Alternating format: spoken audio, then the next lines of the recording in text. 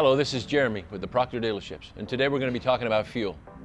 The different types of fuels you can choose for your vehicle, the advantages of using the right fuels, and the disadvantages of using the wrong fuels. So stay tuned. When choosing the right fuel for your vehicle, always consult your owner's manual. And if that fails, just look inside your gas cap door and it should give you the guidelines.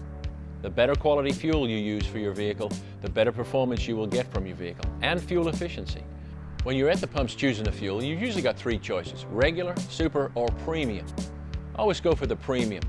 It gives you a good quality fuel, good performance, and will help your engine last longer, keeping your fuel system clean.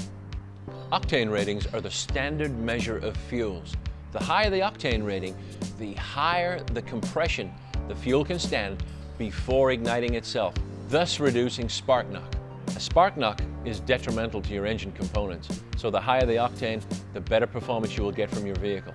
The octane ratings are on the fuel pumps, so always use a higher octane if you can afford it.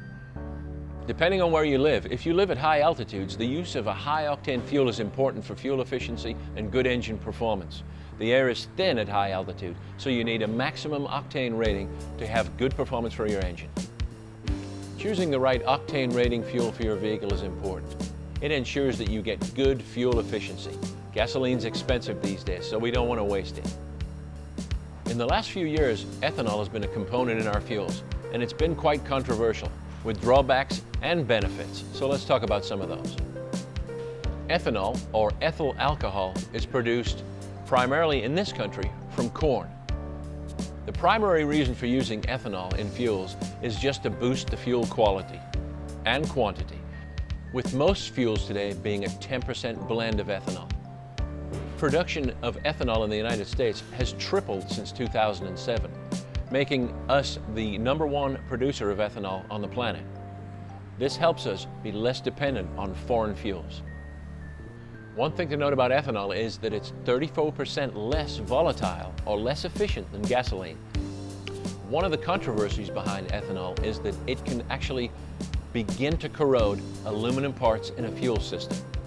I haven't seen too much trouble with it, and we've seen ethanol used for a few years. However controversial ethanol may be, it actually reduces the cost of our fuel up to 29 to 40 cents on the gallon. So it helps our pocketbooks too. One more thing about ethanol is that it is a particulate-free burning fuel. In other words, there's no particulates that come from it that go up into the atmosphere. It's much cleaner and less pollutant. That's one of the big reasons we use it. Let's talk about diesel fuel. Diesel is a fractional distillate of petroleum, a less volatile version of gasoline. Used in diesel engines, spark plugs are not needed. The fuel is ignited through compression of the engine once mixed with air.